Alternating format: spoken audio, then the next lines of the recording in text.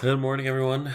How we doing? We're back. We're back to the scheduled programming, regular programming, and today, what the main topic is going to be the Federal Reserve. So, as you may have noticed on the overnight session, pretty much nothing has happened in the equity market. I think everyone, traders and investors alike, are awaiting today's Federal Reserve monetary policy decision that may once again be like paint drying, watching paint dry, I should say. And that's what's been going on in the overnight session.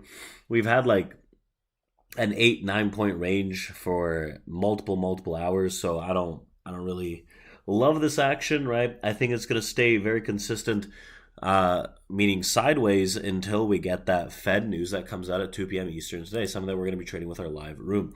So right now the Federal Reserve, or the Federal Open Market Committee, will change the Fed rate target range from its current 5.25 to 5.5, or is it going to? Now, there's like a 98% chance that nothing's going to happen, right? They're going to keep the rates the same, and we're going to move into January, March, right? With the expected same rate cuts. A lot of market participants are going to be focused on when the Fed will start cutting rates, and will look for clues in the policymaker's dot plot and Jerome Powell's language during the press conference.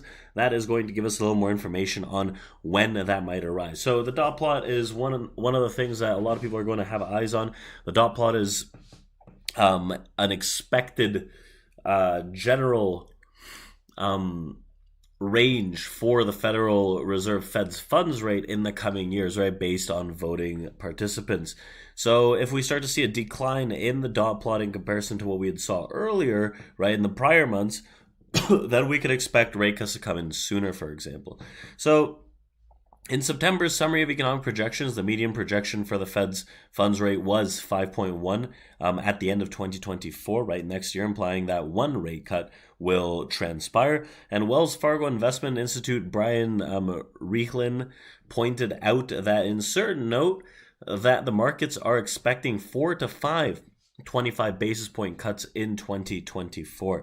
So 4 to 5, that's a percent to 1.25%, which would bring us down to about 4% in the Fed's funds range, right, compared to where we are right now.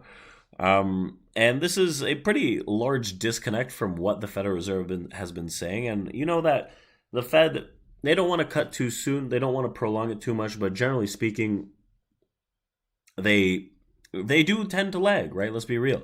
So we also have some other analysts, some other analysts and traders that are going to be looking at this, and they want to see if changes in languages occur during the FOMC that could see how confident the Fed is in regarding the control of inflation, because that's going to dictate the next real moves in the Fed's funds target, right? So we'll know we have a soft landing when the Federal Reserve believes inflation is done and gives a sense that they're not going to be restrictive for too much longer.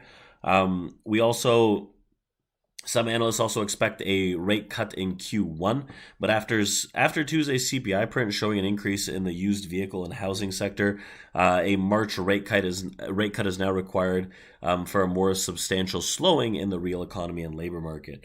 So I think the general consensus is that we see the first rate cut in May, actually. A lot of traders and analysts are expecting March, but right now as it stands, if we take a look at those probabilities from FedWatch Futures, the probability is that we see the first rate cut actually in May, right? So let's take a look at that quickly here. I'm a little sick, so don't mind my voice and shortness of breath.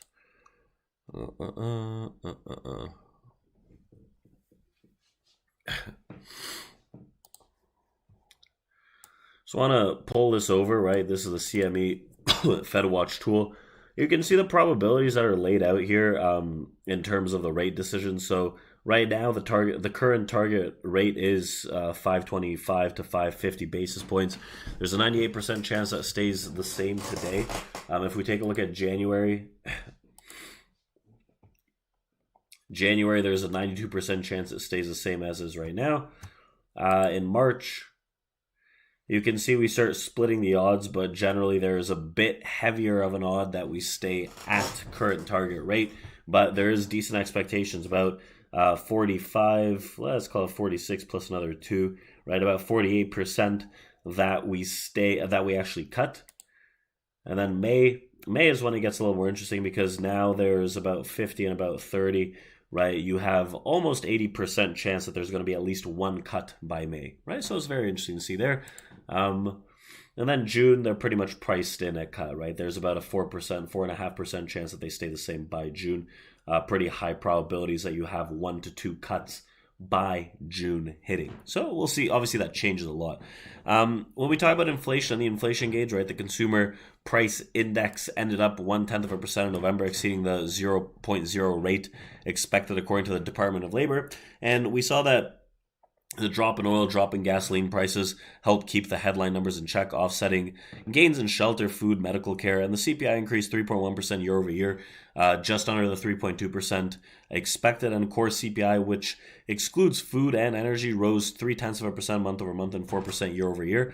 So the markets embraced that 3.1% CPI increase, which matched expectations, generally speaking, based on analysts' thoughts, as well as all three major indices ended up green on the session, right? After a little pullback, we still managed to rally into the close pretty well, and rate expectations were largely unchanged, with most economists still expecting the first rate cut to happen in May, as we just saw. So with that, right, we can take a look at some of this oil and climate news, as well as some AI, and then wrap it up. We'll take a look at the market. I'm not going to be trading this morning because I don't think I think it's going to be very choppy sideways, where it's going to piss a lot of people off. They're going to make weird mistakes, and they're not going to have that mental capital reserved for the actual FOMC. So we saw the COP28, right? Nearly 200 countries at the climate summit in Dubai have also agreed to transition away from fossil fuels in the first of its kind deal, and will likely usher the end of fossil fuel era. And will likely, or I guess, start the ushering of the end of the fossil fuel era. The deal had to be revised after the initial draft faced opposition from some countries, as it didn't include strong enough wording and phasing out fossil fuels, I should say, right? So the new pact also calls for tripling renewable energy capacity globally by 2030 and substantially reducing methane emissions.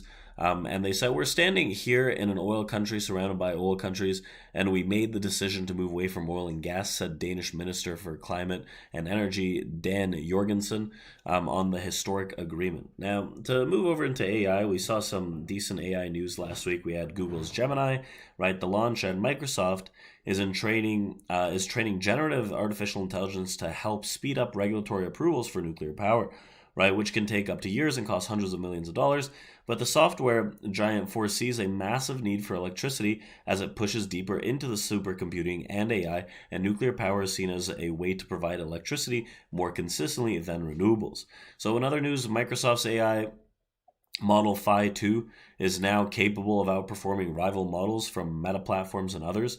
With only 2.7 billion parameters, Phi 2 surpasses the performance of Mistral and Llama 2 models at the 7 billion and 13 billion parameters on various aggregated benchmarks, said Microsoft. Now, a lot of that, I don't really understand what it means, but the AI races continue, and a lot of this tech is still propelling based on the AI growth and modeling. So I don't think that a lot of that is going to subside. We saw that semiconductors had a really good push, right? Avgo brought up the whole semiconductor market pretty much.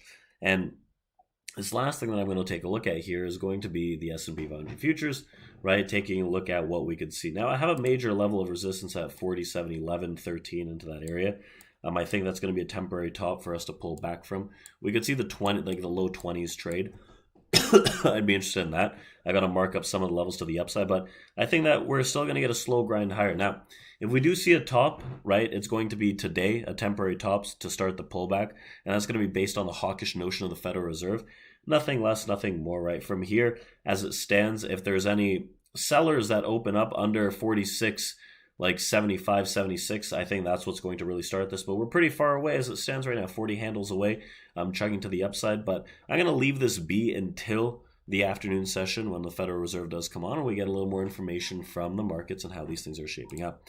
So that's generally what I'm looking at. I hope everyone has a good start to the day, good morning, and keep tight, right? I think that putting risk on in this market is very difficult as it stands. I don't think that the morning session, even a lot of traders trading the whole day, right? They're not going to be trading the whole day. They're going to kind of let this slide by, and then they're going to come in and gather the pieces when the news comes out, either at the end of the session or tomorrow. So we'll see how that shapes up. I'm going to be opening up our live trading at 1:45 p.m. Eastern for our team, and we'll see what happens with the Federal Reserve and the market moving. But I could see a little more upside coming in, but we should top out today for a minor pullback in these markets before we get our next leg up, right? This might be one of the most hated bull rallies, right? This one might be one of the most hated rallies that we've seen all year.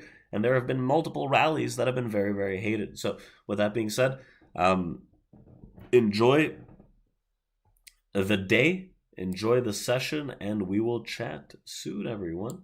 We'll do this again tomorrow.